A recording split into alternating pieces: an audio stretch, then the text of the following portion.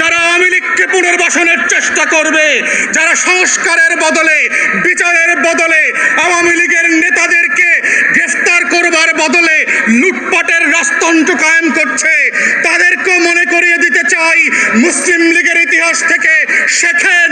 আওয়ামী লীগ মুসলিম লীগের ইতিহাস থেকে শেখে নাই বলে 60-এর দশক আবার 24-এ এসে হাজির হয়েছে। তাই গণ অভ্যুত্থানের স্পিরিট হচ্ছে বাংলাদেশ বদলে দেবার বন্দোবস্ত। গণ অভ্যুত্থানের স্পিরিট হচ্ছে নতুন করে বাংলাদেশকে ফ্যাসিবাদ মুক্ত বাংলাদেশ গড়বার প্রত্যয় তৈরি করা।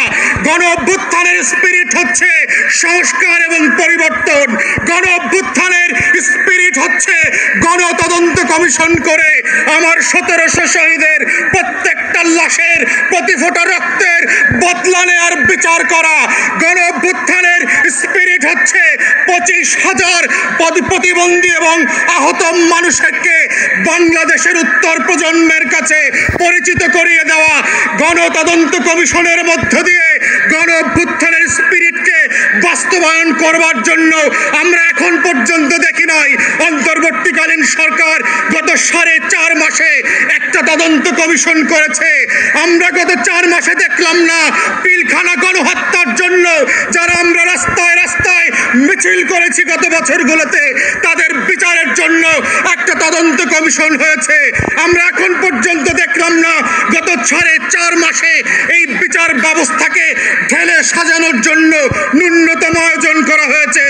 অন্তর্বর্তীকালীন সরকারের উপদেষ্টা আছেন, আমরা মনে করিয়ে দিতে চাই রাজপথের লড়াইকে ভুলে যাবেন না। রক্তের বদলাতের রক্তের যে বিচারের দাবি এসছে সেগুলোকে ভুলে যাবেন না।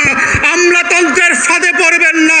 রাজনৈতিক দলের বাটপারি আর নির্বাচনের যে গণদাবি আসছে এগুলোর মধ্য দিয়ে যেন বিচারের দাবিগুলো হারিয়ে না যায়। তাই আমরা আশা করছি বাংলাদেশের ইতিহাস বদলে দেবার যে লড়াই 24-এ হয়েছে এর প্রত্যেকটা পরতে পরতে বাস্তবায়নের দায়িত্ব আপনাদেরকে নিতে হবে। না হলে ফ্রেঞ্চ রেভলিউশন থেকে, রুশ বিপ্লবের ইতিহাস থেকে শিক্ষা নেবেন। আপনারা এবং আমরা গিলোটিনের নিচে আছি, বিচার করবেন, না হলে আমরাই